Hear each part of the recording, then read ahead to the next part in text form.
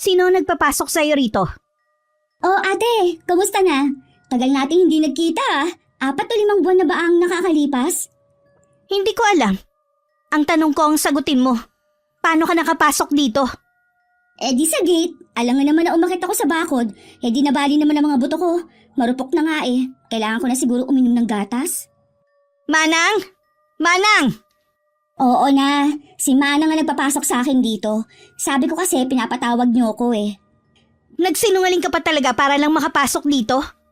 Eh kukumustahin ko lang naman ang papa natin eh. Kukumustahin? O manghihingi na naman ng pera? Pareho lang yun. Nasaan ang papa natin? Wala dito si Papa. Nasa probinsya sila ni Mama. Baka kasi lalong lumala ang kalagayan ng Papa kung dito siya sa bahay. Tapos meron pang problemang darating. Parang ako yata ang pinariringgan mo ah. Nakakaramdam ka rin pala, no? Nung inatake naman ng papa natin, kayo ang kasama, kaya hindi ko kasalanan kung anong nangyari sa kanya. Kahit wala ka nun, isa ka sa dahilan kung bakit tinatake ang Papa namin. Ama ko rin siya, hindi lang kayo ni Kuya Javier. Anak ka lang sa labas. Muntik mo nang sirain ang pagsasama ng mga magulang namin noon. Wala namang pinagkaiba yun. Iisa ang dugo natin kahit pa sabihin na anak ako sa labas. Ano bang kailangan mo? Sabihin mo na may gagawin pa ako. Kailangan ko kasi ng pera ngayon. Sabi na nga ba eh, yun na naman ang ipinunta mo rito. Di ba binigyan ka na ng pera bago pa atakihin si Papa? Sapat na yun para mabuhay ka ng marangya sa loob ng ilang taon. Gasino lang yun, tsaka anong gagawin ko naubos na nga. Hindi ka kasi marunong humawak ng pera. Akala mo laging may bumubukal na pera sa amin. Talaga naman na marami kayong pera eh, huwag mo na itanggi pa. Kung meron man kaming pera, dahil yun sa pinaghihirapan namin. At para sabihin ko sa'yo, hindi kami milyonaryo. Eh paano yan? Kailangan ko talaga ng pera ngayon eh. Gipit na gipit kasi kami ng nanay ko eh. Ang kakapal talaga ng mukha ninyong mag-ina. Saan ba kayo kumukuha ng tapang ng mukha? Huwag mo naman kaming insultihin ng inay. Sadya talagang kailangan lang namin ng pera ngayon. Kung meron ba kaming ibang malalapitan eh, hindi ako pupunta dito. Pues wala akong maibibigay na pera sa'yo. Baka si Kuya Javier meron siya. Sa kanya na lang ako hihiram. Wala si Javier dito. Nasa bakasyon kasama ang pamilya. At wala din siyang mapapahiram sa'yo. Kung ganun kahit pala maglupasay ako dito eh, hindi mo ako mapapahiram. Hindi talaga. Kaya ang mabuti pa umalis ka na. Sobrang pang-aabala na ang ginagawa nyo. Napapakamot na lang ako sa ulo ng talikuran ako ni Ate Con. Naiiling pa ako habang palabas ng bahay. Dahil hindi man lang ako inalok ng merienda. Pagdating sa bahay na inuupahan namin, abot tenga naman ang pagkakangiti ni Inay sa akin nang salubungin niya ako. Kanina pa kita hinihintay. Ano, kumusta lakad mo? Sana bumili ka na lang ng masarap na pagkain sa labas. Nananawa na kasi ako sa pagkain sa karinderya eh. Wala pong nangyari. Ni hindi man lang nga ako pinakapi eh. Ha? Ang ibig mong sabihin eh, walang ibinigay sa'yo? Wala po. Tsaka nasa bakasyon daw ang papa kasama yung original na asawa. Ayan ka na naman sa original eh. Hindi mo naman kailangan ipagdiinan pa sa akin. Totoo naman eh, sila ang orig at tayo mga panggulo lang sa buhay nila. Asus, nagdrama ka na naman dyan. Sino ba nakausap mo doon kung wala ang mag-asawa? Siguro si Mariko na naman. Wala nang iba. Siya lang nandun at si Manang Linda. Si Kuya Javier naman nasa bakasyon kasama ng pamilya. Kaya naman pala eh. Siguro kung ano-ano na naman ang mga sinabi sa'yo, no? Totoo naman po ang sinabi niya eh. Hindi na talaga nagbago ang babaeng yun. Ang sama ng ugali. Kaya tumandang dalaga eh. Tapos mula ulo hanggang paa laging nakaitim. Daig pang nagluluksa. Ayoko nang pumunta doon. Lagi na lang ako napapahiya. Sa susunod, tayong dalawa na ang pupunta doon. Kailan ba ang balik ng papa mo raw? Sabi ni Manang Linda sa 1 linggo daw. Buti sinabi sa'yo ni Manang Linda. Mabait naman niya si Manang. Pinapapasok nga agad ako nun sa bahay eh. Tsaka, naiinis yun kay Ate Con. Lagi ba naman daw siyang sinisinghalan? Ay, kawawa naman si Manang Linda, no? Kung mayaman lang tayo eh, ampunin na natin siya. Kawawa nga, pero nabanggit naman niya dati na malapit na siyang magretiro. Mabuti nga yun para mawala ng mapagkakatiwalaan na kasambahay ang pamilya ng ama mo. Akala mo kasi mga kusino rin eh. Yang si Maricon at nanay niya ang kontrabida sa buhay natin. Mula nang magkasakit ang papa, hirap na tayo makahingi ng pera.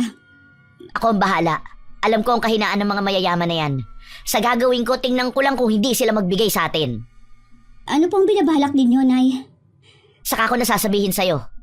O eto, magkape ka na muna. Ubusin mo na lang itong iniinom ko. Ay, ayoko niyan, Nay. Original pala yan eh. Alam niyo naman na hindi ako umiinom ng puro. Mas gusto ko yung 3-in-1. Eh pues, pagtsagaan mo na. Ito naman talaga ang original bago pa maglabasan yung mga 3-in-1 na yan. Hindi niyo kailangan ipagdiinan pa. Basta ayoko niyan. Sinisikmura ako sa tapang eh. Bigyan niyo lang po ako ng pambili. Wala akong pera dito. Eh, saan po kayo pupunta? Lalabas lang at magpapalamig. Nay, bigyan mo muna ako ng pambili. 15 pesos lang yun eh. Wala kang dalang pera, kaya wala rin akong pera. Diyan ka na. Nay! Nay naman eh. Ay, pambihira naman talaga si nanay. Kapait naman. Ay naku, hindi ko to iinumin. Totoo naman kasi ang sinabi ni ate ko na binigyan kami ng malaking halaga ng papa namin. Dahil nga sasabik din kaming gumastos ng inay. Kung ano-ano ang binili namin.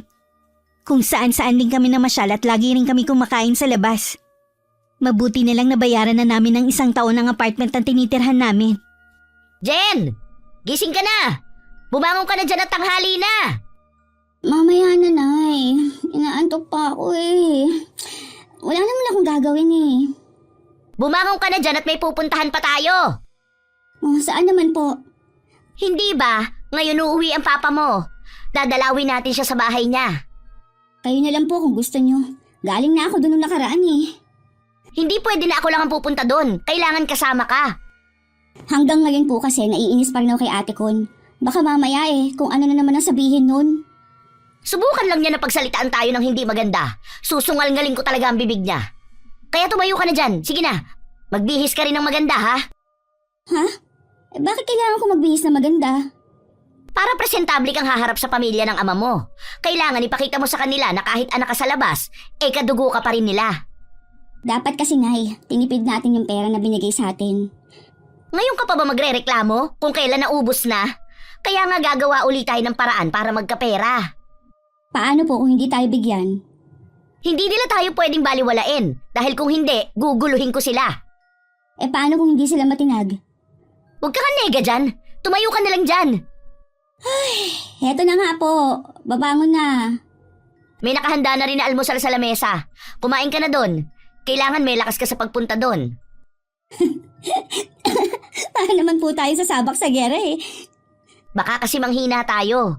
Mabuti sana kung pagdating natin doon pamemeriendahin tayo. Asa pa kayo? Eh nung galing na ako dun eh, ni malamig na tubig, hindi man lang ako pinainom. O siya, bumangon ka na. Kanina ka pa hindi ka naman tumatayo sa higaan mo. Tatayo na nga po. Ay, si nanay talaga. Hindi nakaligtas sa akin ang reaksyon ni Manang Linda nang pagbuksan niya kami ng gate. Pinapasok naman niya kami at dinala sa sala kung saan naroon ang mga kapatid ko. Hindi rin nakaligtas sa akin ang pagpipigil ng tawa ni Kuya Javier at ang pagkunot ng noo ni Ate Con. Anong ginagawa niyo rito? Nandito kami para dalawin ang ama ninyo na si Renato. Hindi pa sila dumadating. Sigurado ka? Kasi sa pagkakaalam ko ngayon ang dating nila. Wala pa nga ang papa Baka nga hindi na sila bumalik dito. Baka naman kasi itinatago nyo lang si Renato. Mawalang galang na nga po, Aling Rosita.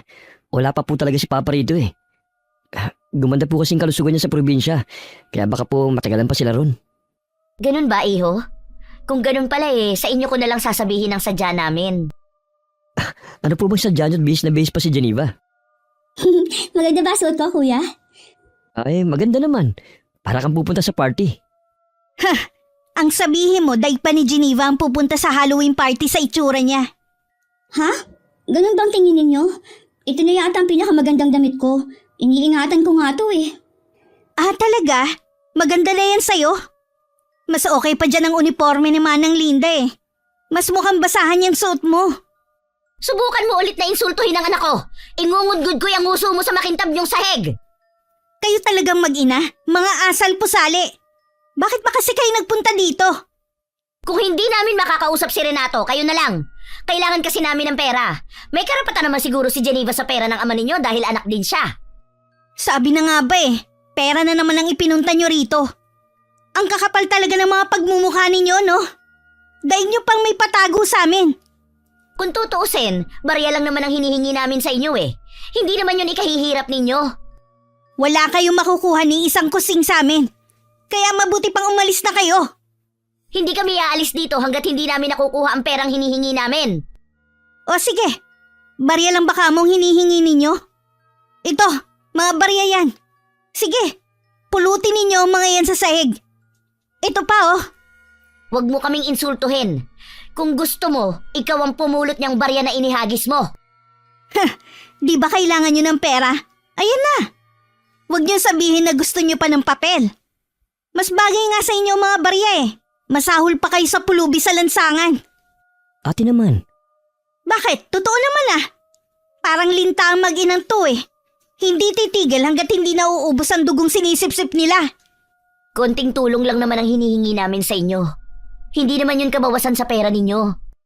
Hayan na nga ang pera sa sahig oh. Dadamputin nyo na lang isa-isa. ako na lang magbibigay sa kanila. Kaya namimihasa ang mga yan eh. Hayaan mo sila, Javier. Kapatid pa rin natin si Geneva. Binigyan na nga sila ng pera nun kung saan-saan lang nila ginastos. Sa mabuti naman namin ginastos ang perang ibinigay ni Renato. Eh nasa na ngayon? Nakabili kami ng mga gamit sa bahay at kung ano-ano pa. Doon lang napunta ang perang ibinigay sa inyo? Aba, magaling!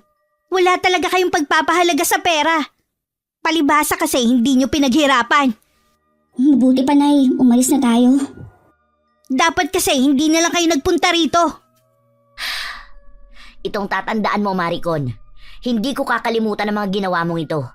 Babalik kami para maningil. Tingnan ko lang kung hindi ka maiyak sa gagawin ko sa'yo.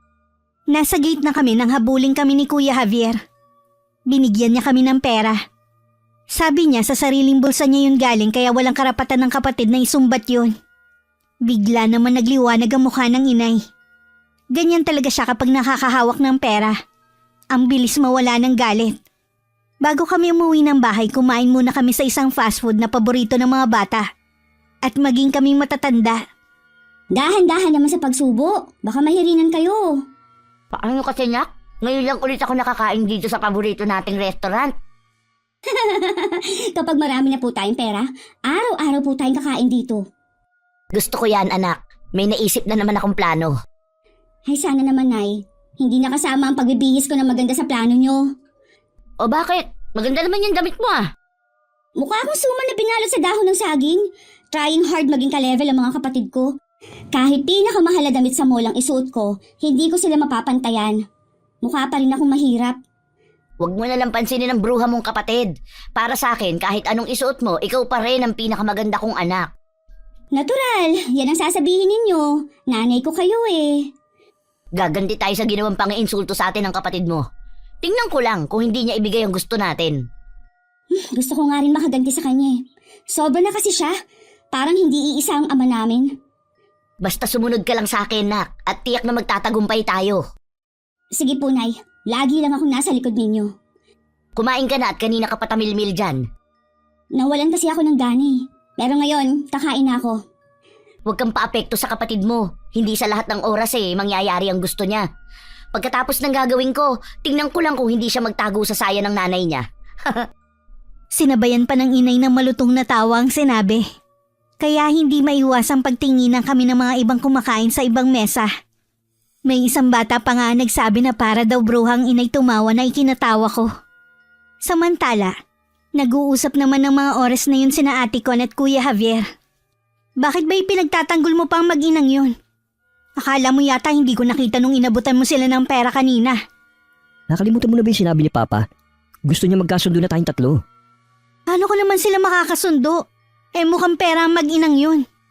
Intindihin mo na lang. Mga sabik sa luho dahil galing sa hirap.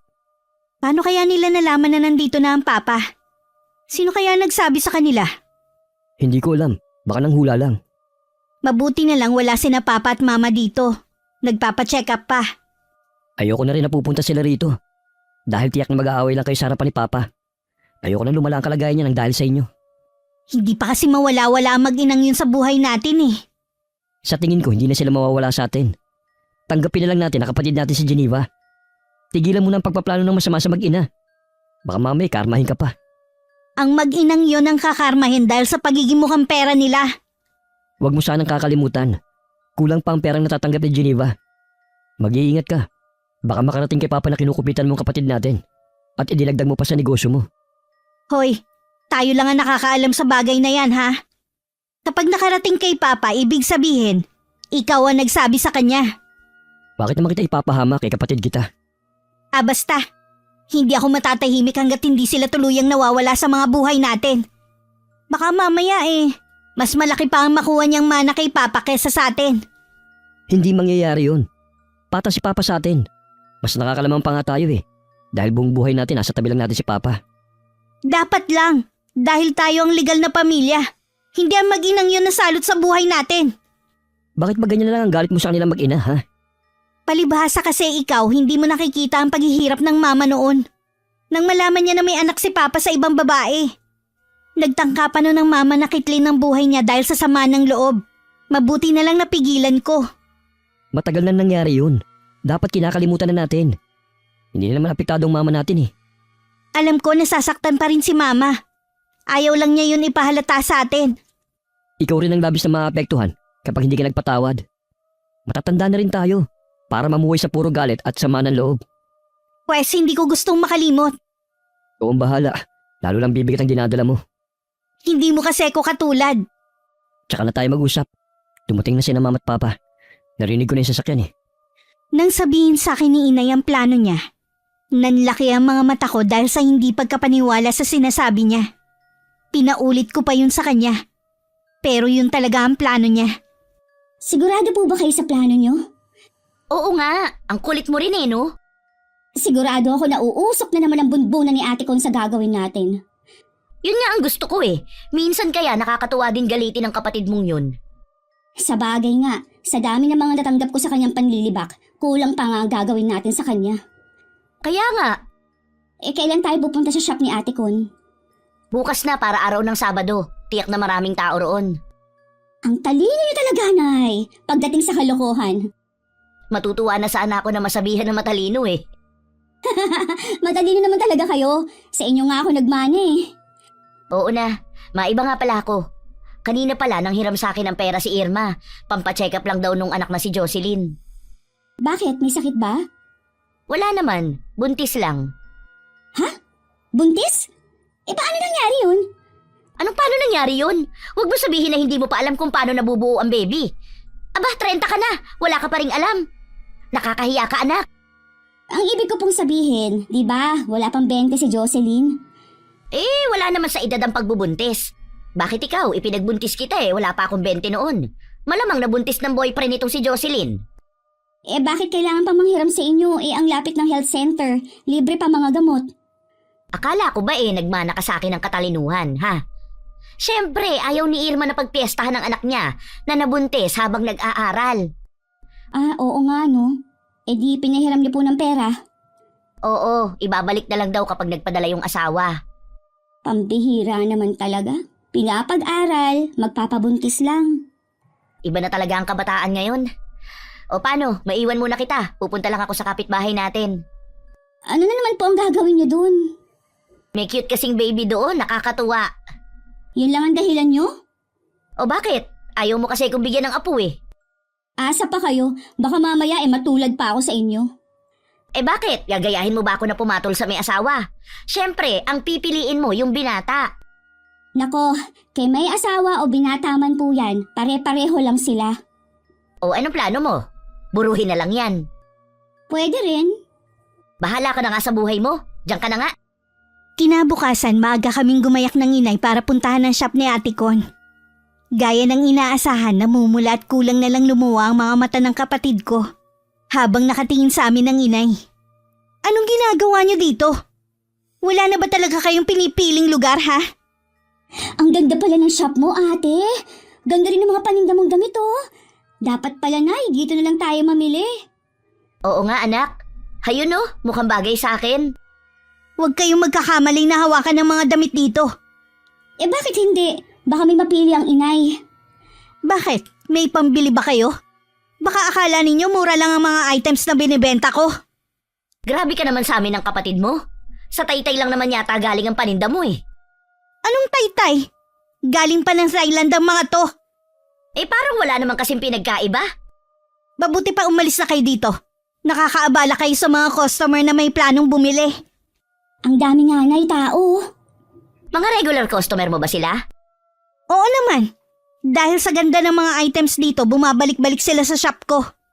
Dapat siguro ipakilala mo sa kanila si Geneva at sa mga tauhan mo. Nababaliw na ba kayo? Umalis na kayo, huwag kayo dito manggulo.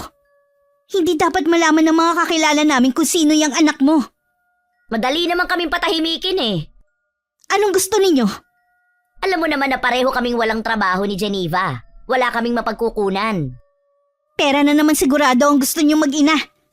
Ang kakapal nyo talaga. Total nakakarami ka na ng pang-iinsulto sa amin eh. Mabuti pang mag-eskandalo na lang ako rito.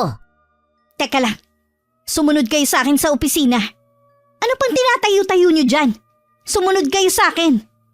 Sumunod daw tayo, Nay. Sige, ikaw muna ang mauna. Mabuti pa ang tauhan mo, Ate Con, mga palangiti. Samantalang ikaw, lagi kang nakaangil sa amin. Hindi kasi nila alam ang tunay niyong kulay. Grabe ka naman. Tingin mo naman sa amin ni Inay eh. Sobrang sama. Hindi lang yun ang tingin ko sa inyo.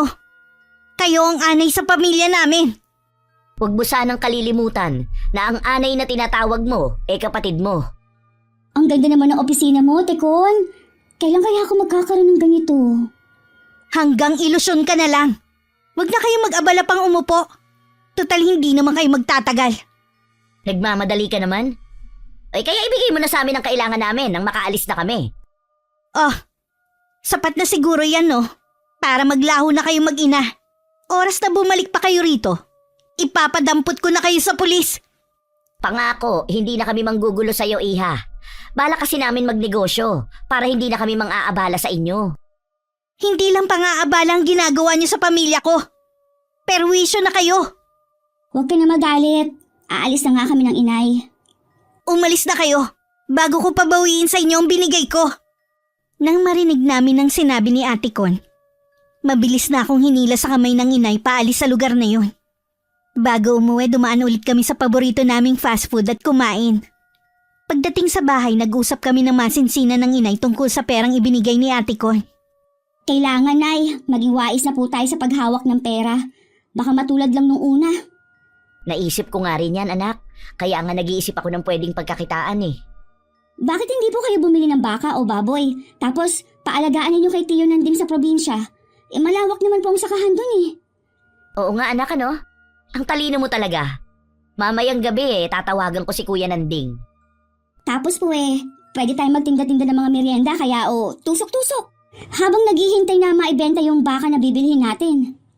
Alam mo naman na wala akong tiyaga sa ganyan eh. Ano pong gagawin natin?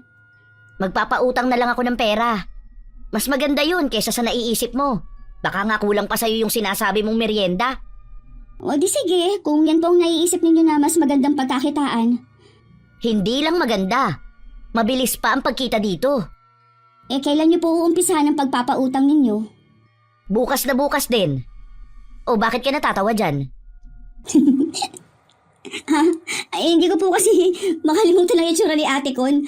Maitim siya pero kitang-kita ang pamumula ng mukha niya sa galit. Ngayon ko lang naisip na madali lang siya hinga ng pera. Takot na takot maiskandalo ang loka. Hanggang ngayon ayaw pa rin pala niya na malaman ng ibang tao na meron siyang kapatid sa labas. Kung kinakahiya niya ako, mas ikinakahiya kong ugali niya. Buti nga si Kuya Javier, mabait sa atin eh. Baka si Javier ang nagmana sa papa ninyo at si Mariko naman sa kanyang ina. Baka nga po, Nay.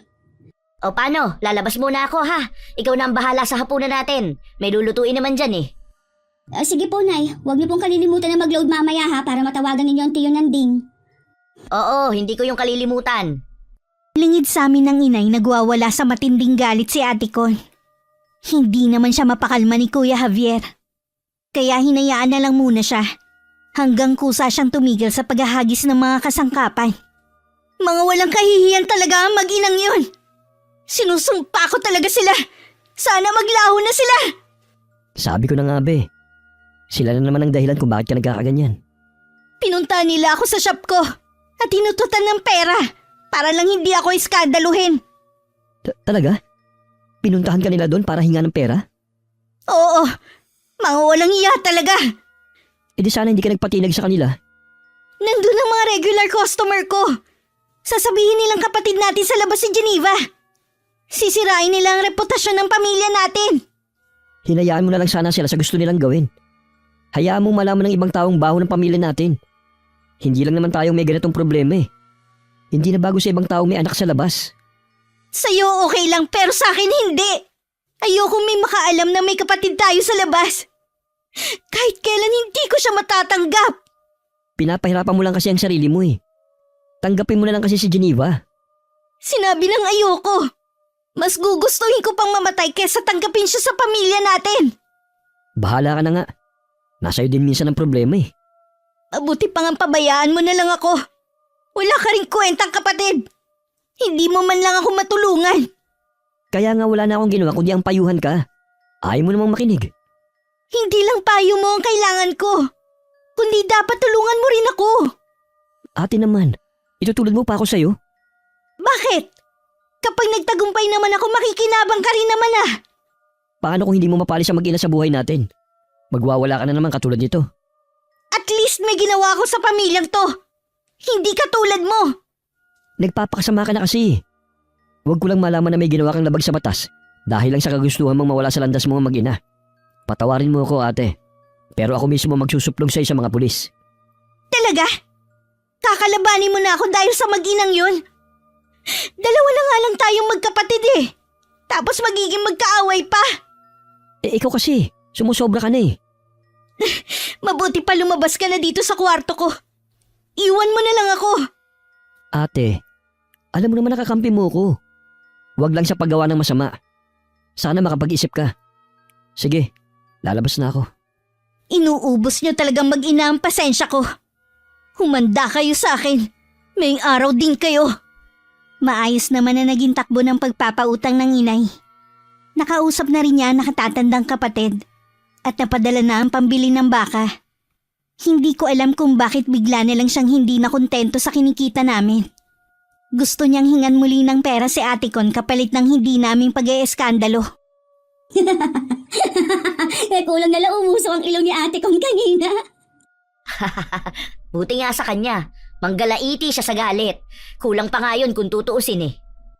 Nay, sapat na siguro yung nakuha nating pera. Umuwi na lang tayo sa probinsya. Doon na tayo magbagong buhay. Hindi pa tayo pwedeng umuwi hanggat hindi pa ako natatapos sa bruha mong kapatid. Teka lang, Nay. Bakit galit na galit kayo kay ate Con? Ano bang ginawa niya? Ganito kasi yun. Nalaman ko na mula pala noon, ginugulangan ka na ng babaeng yun. Ha? Hindi ko maintindihan, Nay. Yung binigay pala sa atin na pera noon, binawasan niya. Palibasa kasi sa kanya pinadaan ng ama mo, kaya binawasan niya. Paano niyo po nalaman ng lahat ng yan? Sinabi sa akin ni Manang Linda. Talaga po? Siya ang mata ko sa malaking bahay. Matindi ang galit niya sa kapatid mo dahil sa sama ng ugali. Ang swapang naman ni ate Con. Hindi naman sa kanyang pera na yun eh. Gaganti rin ako sa ginawa niya. Humanda siya sa akin. Tama yan, anak. Huwag ka magpapaapi sa mga kapatid mo. Porkit anak ka lang sa labas tatratuhin ka ng basahan. Hindi na ako papayag mula ngayon. Bago tayo umuwi ng probinsya, kuhanin muna natin ang para sa'yo. Para kahit hindi ka na mag-asawa ayos lang basta mayaman ka. Sige po, Nay. Planuhin natin kung paano tayo makakaganti kay ate Con. Kaya lang, Nay. Hindi kaya karmahin tayo nito? Bakit naman tayo kakarmahin? Si Maricon nga ang may malaking atraso sa atin Kaya siya ang hahabulin ng karma. Puntahan kaya natin ulit siya sa shop niya. Tingin ko hindi na uubra. Kasi ilang beses ko siyang pinuntahan ng hindi mo alam. Pero may security guard na. Hindi na rin ako pinapapasok. Mautak din ang kapatid mo Paano natin siya makukumpronta? Di puntahan natin sa bahay nila. Mabuti nga yon para malaman ng papa ninyo ang nangyari. Sige, Nay. Punta tayo sa bahay nila. Gusto ko na rin makita ang papa Kahit ba hindi siya nagpakaama sa akin, nag-aalala pa rin ako sa kanya. Kapag nakita mo ang papa mo, kahit hindi bukal sa loob mo, magkunwari kang nag-aalala sa kanya. Kung kinakailangan patuluin mo yan luha mo. Ang OA naman po nun. Ay basta, gawin mo na lang ang sinasabi ko sa'yo. Para din naman sa'yo yun. Malay mo sa'yo na niya ipamana lahat ng kayamanan niya at hindi nabigyan yung dalawa. Malabo naman po yun. Sila ang legal, tapos sila pa mawawalan.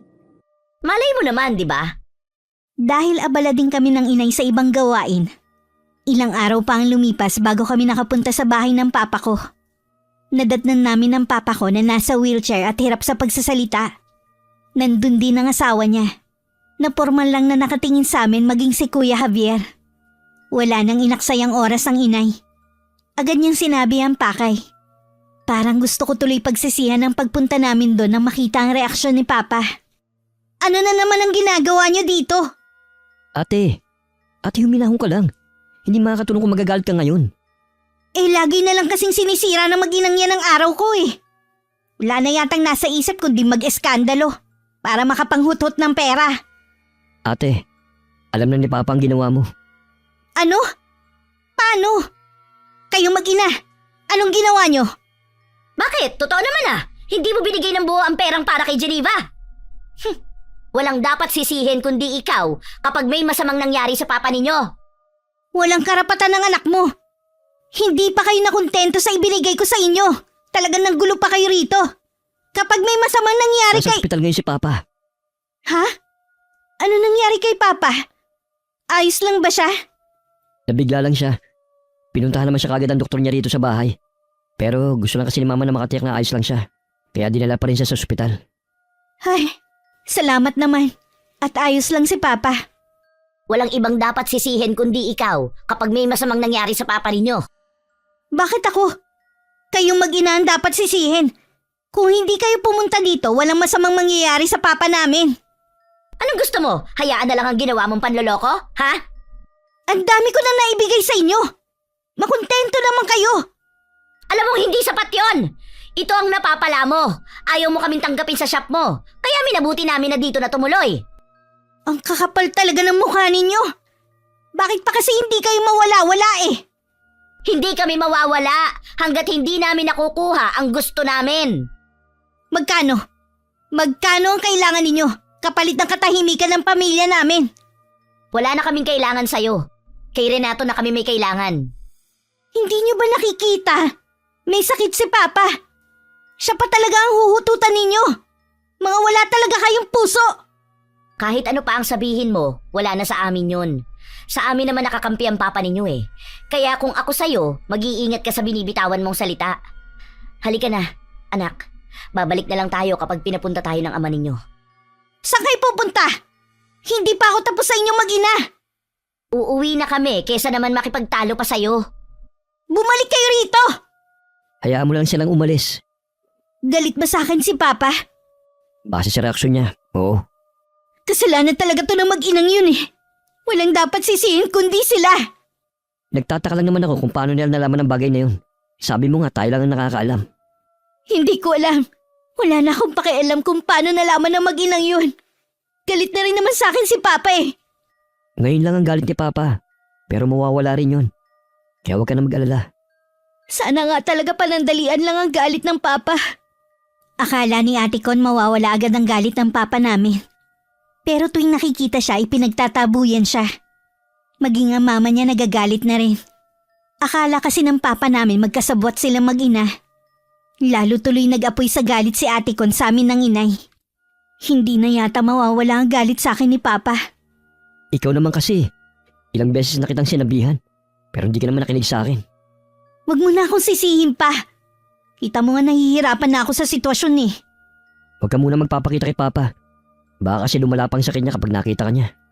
Kahit nga si Mama ayaw na rin akong kausapin Siya na nga lang ang kakampi ko mula nun, galit pa siya. Intindihin mo na lang siya. Pinag-iisipan kasi siya ni Papa na magkasabwat kayo. Walang dapat sisihin kundi ang mag-inang yun. Humanda sila sa akin. Hayaan ka na naman Puro kasi hindi maganda ang mga plano mo. Kaya nagkakandaletse-letse ang buhay mo. Pabayaan mo na lang ako sa mga plano ko kung ayaw mo madamay. Hindi mo ba naiintindihan? Gusto lang ni Papa na magkasundo-sundo tayo bago siya mawala. Hindi yan mangyayari kung lagi mong pairalin yung galit mo. Hindi ako makikipagkasundo sa kapatid nating yun. Total galit na naman sa akin ang mga magulang natin. Pues itutodo ko na ang masamang plano ko sa kanila mag-ina. Anong gagawin mo? Huwag mo nang alamin pa. Baka mamaya makarating pa sa mag-inang yun. Pinaghihinalaan mo ba ako na ako nagsabi sa mag-ina? Tayo lang ang nakakaalam nun. Kaya ikaw lang ang pwede magsabi sa kanila. Ano ka ba ate? Kakampi mo ko.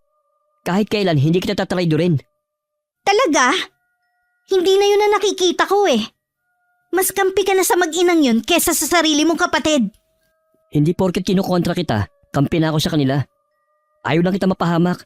Baka kung ano pa magawa mo dahil sa galit mo. Iwan mo na lang ako.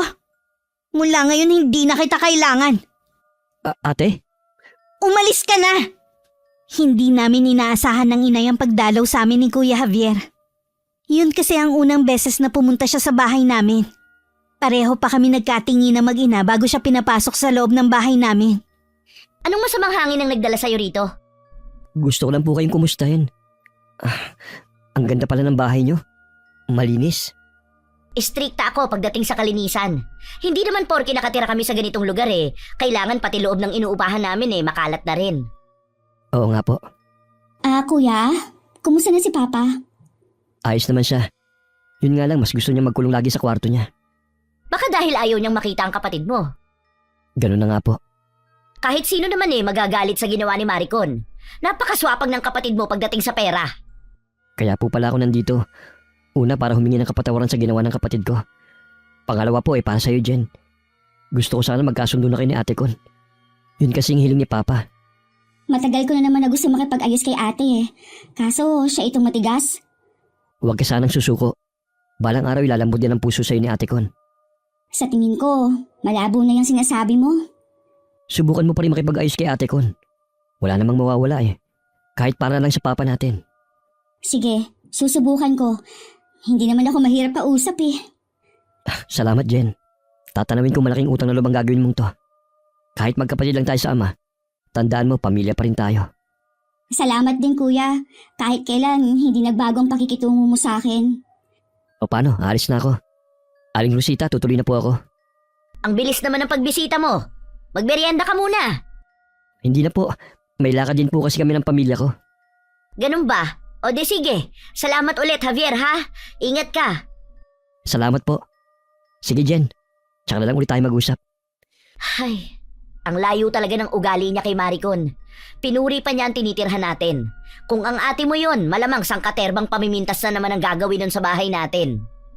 Hindi naman po niya mapipintasan ng bahay natin dahil hindi siya mag-aabalang pumunta dito. Sa bagay nga. Makikipagkita ka ba sa kanya? Oo, gusto ko lang pagbigyan si Kuya Javier. Isang beses lang ako manunuyo. Kapag ayaw pa rin ni Ate Con, di bahala na siya sa buhay niya. Gusto mo ba samahan kita? Wag na po, Nay. Kaya ko naman makipagkita sa kanya mag-isa. Tsaka mabuti na rin yun para hindi kayo makikisaw-saw sa magiging usapan namin.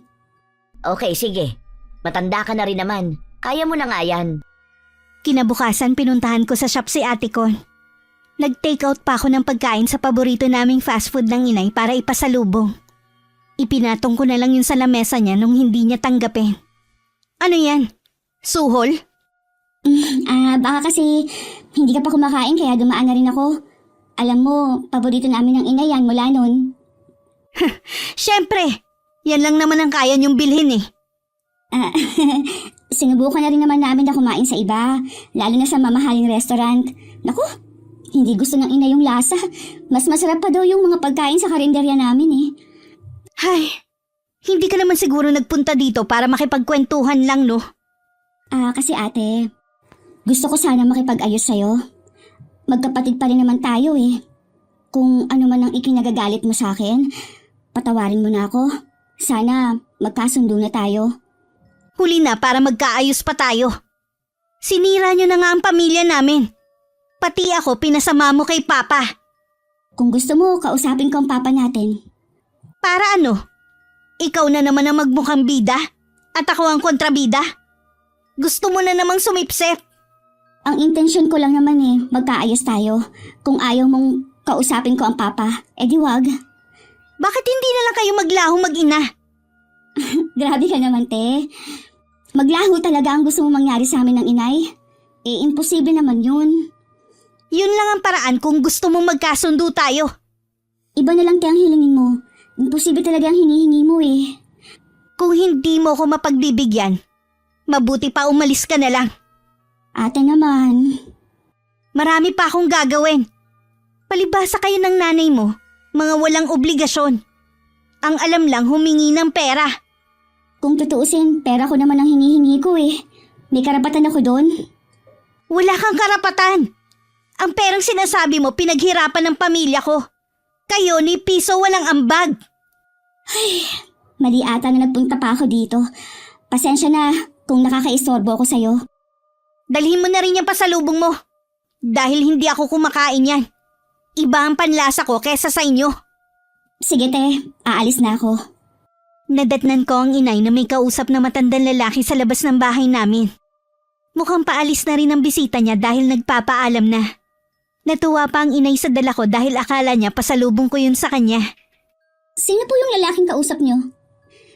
Si Estong yun. Taga doon din siya sa probinsya natin. Kapag bumalik siya, ipakikilala kita sa kanya.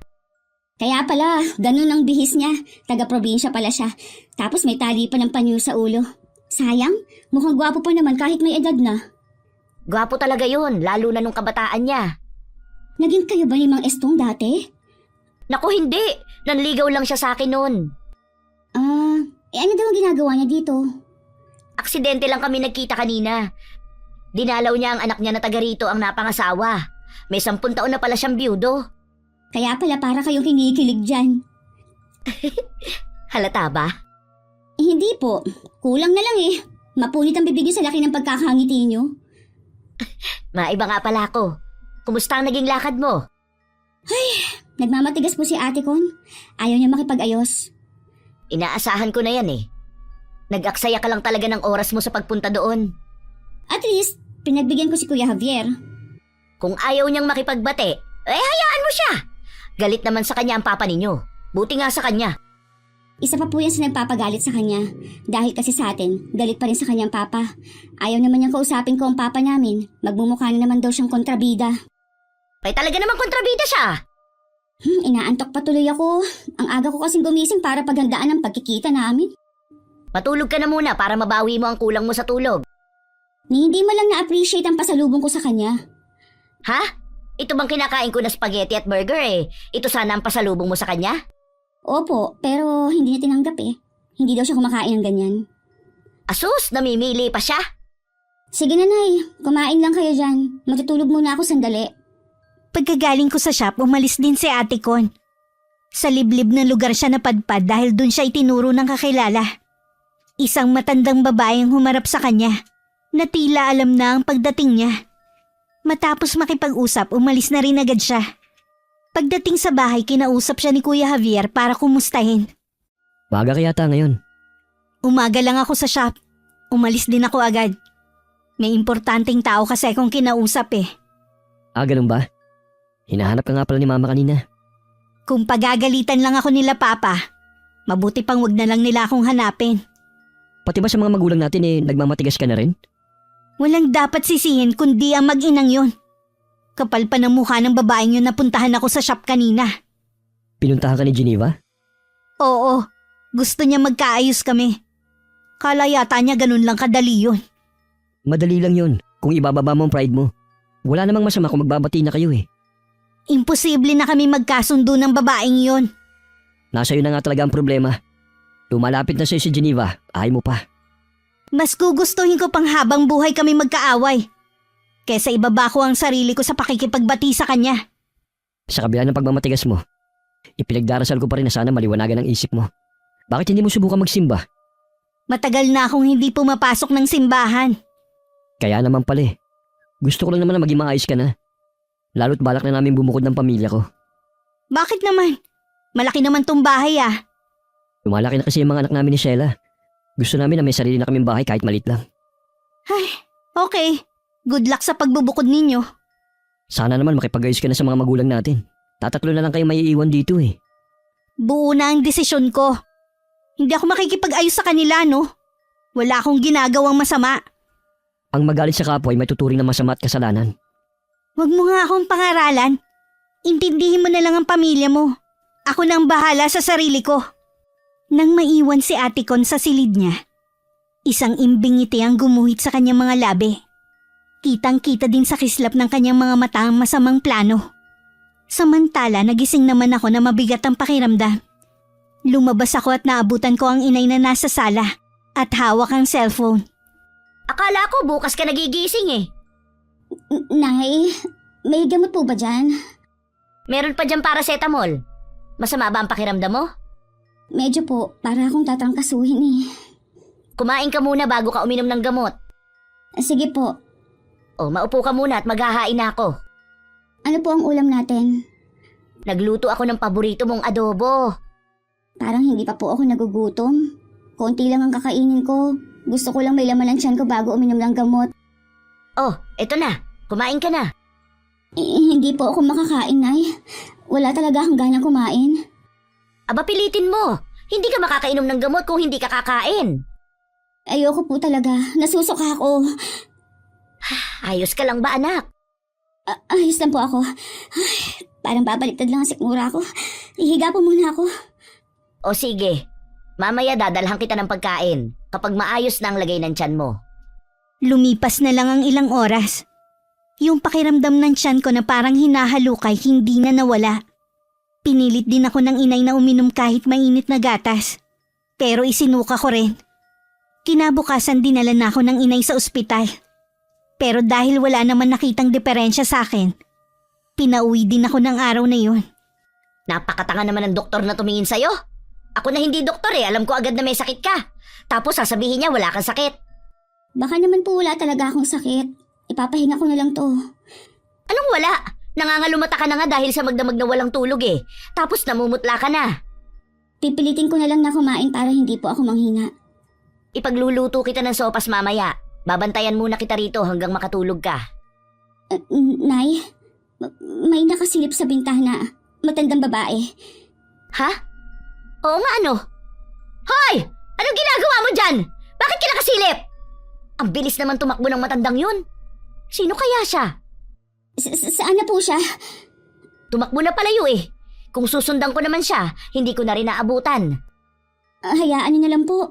Isara niyo na lang po ang bintana, baka kasi bumalik pa siya eh. Hindi ko kilala ang matandang yun. Baka napadaan lang, tapos naririnig tayong nag-uusap. Hayun, gusto lang makinig. Chismosa rin eh. Baka nga po yun ang intensyon niya. Kaya lang, Nay, nakakatakot ang itsura niya. Sobrang kulubot na ng kanyang balat tapos dilat na dilat pa ang mga mata. Para pa siyang may binubulong. Huwag mo nalang pansinin ang matandang yun. Ano ba ang masakit sa'yo? Hihilutin muna kita. Ang buong katawan ko po, Nay, masakit at para may tumutusok. Ano nga kaya ang sakit mo? Ang mabuti pa, sa ibang doktor na lang kita dadalhin. Di bali nang gumastos tayo ng malaki, basta gumaling ka lang. Nangangati nga rin po ang balat ko eh. Oo nga ano, nagpapantal-pantal na kulay pula. Hindi kaya magkakabulutong ka? Nay naman, ngayon pa ba ako magkakabulutong kung kailan matanda na ako? Aba malay mo naman. Inaantok na rin ako, Nay. O sige, matulog ka na muna. Paggising mo nakaluto na ako. Lumabas lang ng kwarto ang inay na matiyak na mahimbing na akong natutulog. Habang nasa kusina siya, napapaisip siya kung ano ba talaga ang sakit ko. Katatapos lang ng inay magluto nang may kumatok sa pinto. Si Mang Estong ang dumating. Nag-abala ka pa talaga? Bueno, salamat sa pasalubong. Ayoko kasi na pumunta rito nang walang kahit na anong dala. Ang anak mo nga pala. Nasa kwarto, kahapon pa masama ang pakiramdam. Pina-check up ko na nga siya pero pinauwi rin kami agad dahil wala naman daw sakit ang anak ko. Hindi kaya simpleng trangkaso lamang. Masakit daw ang buo niyang katawan, para daw may tumutusok-tusok. Tapos namamantal na rin ang balat niya na Makati. Sabi ko nga baka ako bubulutungin. Pwede ko ba siyang tignan? Pwede naman, kaya lang tulog pa siya. Hindi mo rin matatanong sa nararamdaman niya. Sisilipin ko lamang siya. Sumunod ka sa akin, dito ang kwarto niya. Nakakaawa nga ang itsura at nangangalumata na sa hindi pagkatulog kagabi. Wala ka bang napapansin sa paligid ng kwarto niya? Ha? Hindi kita maintindihan. Sa tingin ko hindi mo nga nakikita. Matagal na kaming nakatira sa bahay na ito. Walang multo dito kung yun ang iniisip mo. Hindi multo ang tinutukoy ko. Ano bang tinutukoy mo? Ang sinasabi ko yung mga lumilipad na mga insekto sa paligid. Wala naman ako nakikita. Kaya nga may screen ng mga bintana namin kasi ayoko may makakapasok na langaw at lamok dito. Rosita, huwag ka sana magugulat sa sasabihin ko sa'yo. May palagay akong binabarang ang anak mo. Ha? May bumabarang kay Geneva? Sino naman ang gagawa nun sa kanya? Mabait ang anak ko at wala siyang kaaway sa mga taga rito. Hindi ko naman sinasabi na taga rito ang gumagawa nun sa anak mo eh. Oo nga pala, munti ko nang makalimutan. Isa ka nga palang albularyo. Estong, tulungan mo ko. Kahit hindi mo sabihin yan, tutulungan ko ang anak mo. Papunta pa lamang ako dito kanina. Naramdaman ko ng itim na kapangyarihan na bumabalot dito sa bahay nyo. Hindi nyo ako siguro namalayan nang dasalan ko ang buong paligid. Kanina, may nakita kaming matandang babaeng nakasilip dun sa may bintana. Hindi kaya siya ang bumabarang kay Geneva? Posible. Alis na muna ako. May kailangan lamang akong kunin.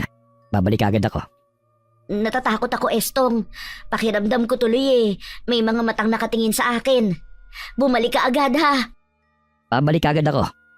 Bantayan mo ang anak mo. Kailangan ka niya. Lalo't malapit ng gumabi. Mas matindi ang mararamdaman niyang paghihirap. Gising na ako nang pumasok ang inay sa silid ko. Pakiramdam ko uhaw na uhaw ako kaya sumenyas ako ng maiinom. Agad naman siyang kumuha ng baso at pitsyel na may lamang tubig. Halos maubos ko na ang laman ng pitsyel. Pero hindi pa rin mapawi ang uhaw na nararamdaman ko. Gusto mo bang kumain? Ayoko po, Nay. Kanina narinig ko parang may kausap kayo. Oo. Kakagalig lang dito ni Estong. Babalik din naman siya kaagad. Nay, ang sakit po ng balat ko. Parang pinapaso ang pakiramdam. Kanina pantalang ang mga ito ha. Ngayon mga bukol na. Tama nga talaga si Estong. Ano po bang sabi ni Mang Estong? Sabi niya kasi may bumabarang sa'yo. Hindi ko pala nasabi sa'yo na isang albularyo si Estong. Ha? Sino naman dang gagawa sa akin nun? Sa tagalan natin dito, kahit mga atik sa kanto, kaibigan natin eh. Wala akong kaaway dito kahit na nakasamahan ko ng loob. Yun nga ang sabi ko kay Estong. Baka naman po peke si Mang Estong. Baka iba lang ang sakit ko. Binata pa lang si Estong nanggagamot na siya. Kaya hindi siya peke anak. Nanay, ayoko po mamatay. Maano kayo? Hindi mangyayari ang tinatatakutan mo. Magtiwala ka lang. Manalig ka sa Panginoon. Opo, Nay. Mahabaging langit! Bakit po, Nay? Kasi yung mga sugat mo may lumalabas na mga uod. Binabarang ka nga talaga. Kapag kasi ganyan, ibig sabihin lang noon malala na ang sakit mo. Nay! Tulungan mo ako! Nandito lang ako anak, hindi kita iiwan. Parating na rin siguro si Estong. Nay! Ang mga ngipin ko umuuga. Para magtatanggalan na. Bakit ang tagal mo, Estong? Nasaan ka na ba? Hindi ko na kaya, Nay. May kumakatok sa pinto, baka si Estong na. Sandali lang ako anak. Si Mang Estong nga ang dumating. Iika-ika pang pumasok ang lalaki habang sa po ang tagiliran. Hindi naman maiwasan na mag-alala ng inay sa nangyari. Oh, anong nangyari sa'yo? Pabalik na ako ng makasalubong ko ang mambabarang. Nagtagisan kami ng lakas. Gusto niya akong hadlangan sa bala kong panggagamot sa anak mo. Kaya pala natagalan ka. Gising ba si Geneva? Kanina ka pa namin hinihintay. Gising na siya kanina pa, Estong. May mga uod nang lumalabas sa mga sugat niya. Ibig bang sabihin Pag mong takutin ang sarili mo, mapapagaling ko siya. Mauna ka nang pumasok. Geneva, nandito na si Mang Estong. Huwag kang matakot, Iha. Hindi ako papayag na matalo ng mambabarang ngayon. Pagagalingin kita. Mang Estong, pakiramdam ko po punong-puno ng tiyan ko. Nararamdaman ko na merong gumagalaw sa loob ng tiyan ko. Huwag kang matakot. Ibigay mo sa akin ang pagtitiwala mo. Opo, Mang Estong. Nagtitiwala po ako sa inyo. Geneva, bakit siya napapikit? Hayaan muna natin siya magpahinga. Nalaman mo ba kung bakit siya binabarang ng matandang yun? Napag-utusan lang siya. Hindi kaya ang may gawa nito ang kapatid ni Geneva. Yun lang kasi ang may matinding galit sa amin Isang babaeng nakaitim ang nakikita ko sa aking balintataw. Si Mariko na nga, wala nang iba. Ang malditang yun. Hindi ko akalain na aabot sa pagpapabarang ang galit niya sa amin. Mas lalong tumitindi ang kapangyarihang itim. Lalo't matindi ang galit ng taong nais maghiganti. Pupuntahan ko siya bukas na bukas din.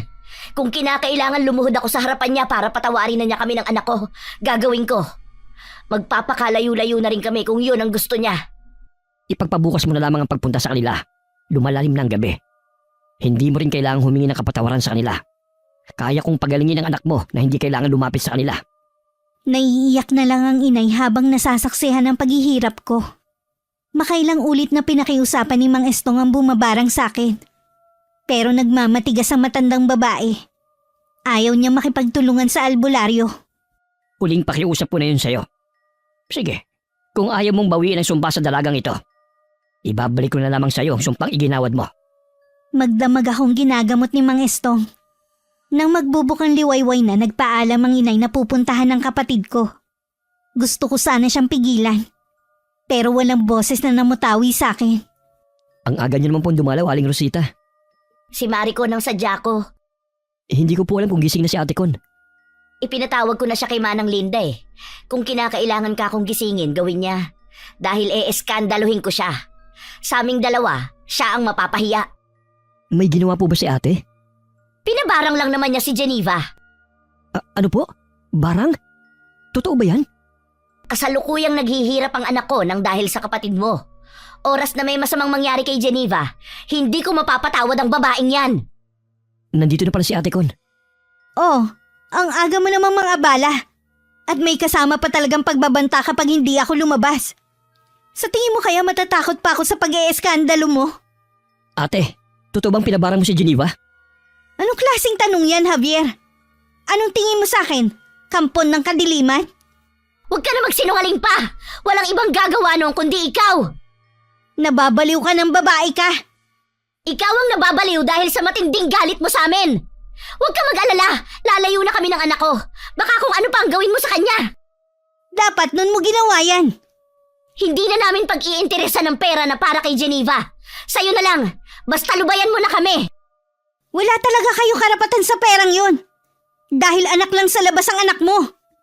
Tama na, Ate. Sumusobra ka na talaga. Paano mo nagawa sa sarili nating kapatid ng ganong kasamang bagay? Hindi ka na pa talaga natatakot sa Diyos? Sinabi ko Huwag mo na... nang itanggi pa. Alam kong kayang-kaya mo yung gawin. Javier, salamat sa kabutihan mo sa amin, iho.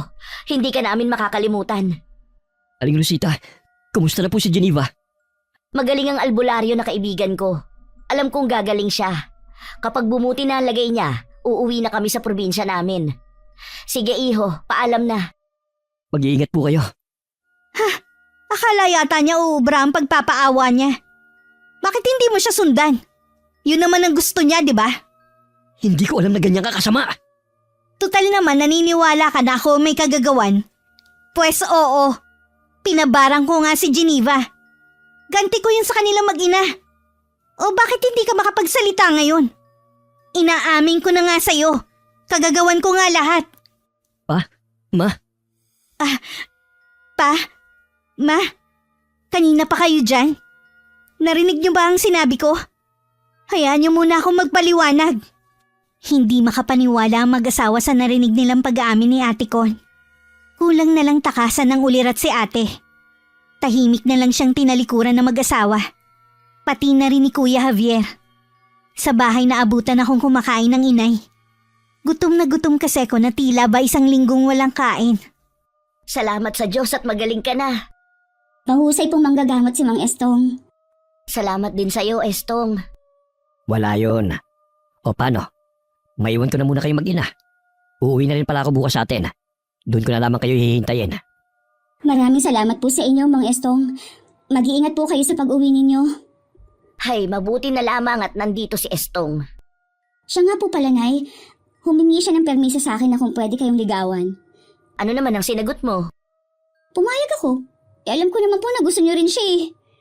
Kung hindi ka rin naman papayag, hindi naman ako magpapaligaw sa kanya. Alam mo naman na ikaw ang mahalaga sa akin. Alam ko po yon, pero ayoko pong maging hadlang sa kaligayahan ninyo. Salamat, anak. Kailangan na nating maghanda para sa pag-uwi natin ng probinsya. Ano nga po pala ang nangyari sa paghaharap ninyo ni Ate Con? Hayun, itinanggi niya. Tama lang ang desisyon natin na lumayo na. Baka sa susunod kasi mas matindi pa ang gawin niya sa atin. Iba kasi ang nagagawa ng galit at selos. Pinapatawad ko na rin siya sa ginawa niya. Sana balang araw, mapatawad na rin niya tayo. Aminado naman ako na may malaki rin tayong kasalanan sa kanya. Hangad ko rin ang kaligayahan niya. Sana may magmahal sa kanya. Baka yun ang magpabago sa kanya. 1 linggo lang ay nakauwi na rin kami sa probinsya. Nakakapanibago. Pero alam ko dun namin mahahanap ng inay ang kapayapaan. Kahit saan naman kami tumira, masaya kami basta lagi kami magkasama. May isang bagay pa ang labis na nagpasaya sa akin. Nakauwi ka na pala galing bayan. Bakit parang abot-tenga ang ngiti mo? Kasi po, Nay, nang tingnan ko ang bank account ko, may malaking pera ang nakalagay. Mukhang ang papa ang naglagay nun. Talaga anak? Hindi ka pa rin nakalimutan ng papa mo. Sa pagkakataong ito, magiging wais na ako sa paggastos ng pera. Tama yan anak, huwag kang gumaya sa akin. Ang pera ko po ay pera na ninyo. Magsabi lang po kayo ng gusto ninyo at ibibigay ko. Salamat anak, pero masaya na ako sa simpleng pamumuhay at sa kayang ibigay ni Estong. Itabi mo na lang yan para sa sarili mong pangangailangan. Paalis na rin ng araw na yun si Kuya Javier at ang pamilya niya. Lilipatan na nila ang bahay na nabili. Wala na rin sa bahay na yun si Manang Linda, ang papa at ang asawa niya. Pinili nilang manirahan sa probinsya. At dun hintayin ang huling sandali ni Papa. Wala na nga ang mama at papa, pati ba kayo aalis na? Alam mo namang may plano na talaga kaming bumukod, di ba? Akala ko kasi nagbago na ang isip mo nung umalis ang mga magulang natin. Desisyon namin to mag-asawa. Hindi na magbabagong isip ko. Patawarin mo ako, Javier, ha? Nabulag lang ako ng matinding galit ko. Matagal na kitang pinatawad. Sana gamitin mo ang pagkakataon na ito na makapagnilay-nilay. Masarap pa rin mabuhay na walang bigat na dinadala sa dibdib. Alisin mo na ang galit sa puso mo. Ako mas matanda sa'yo. Pero ikaw ang may malawak na pag-iisip sa ating dalawa. Paano? Kailangan na namin umalis. Mag-iingat ka rito ha. Huwag mo rin pababayaan ang sarili mo. Dalawin mo ako dito, ha? Oo naman. Dumalo ka rin sa amin ha. Mahigpit pang niyakap ni Kuya Javier si Ate Con. Nang mag-isa na lang, dun mas lalong naramdaman ni Ate Con ang matinding kalungkutan sa bahay na yon. Magsisiman siya huli na ang lahat. Magkaganon man, para mapagbayaran ng kanyang mga kasalanan, mas pinili niyang paglingkuran ng Panginoon sa natitira niyang buhay sa mundo. Wakas,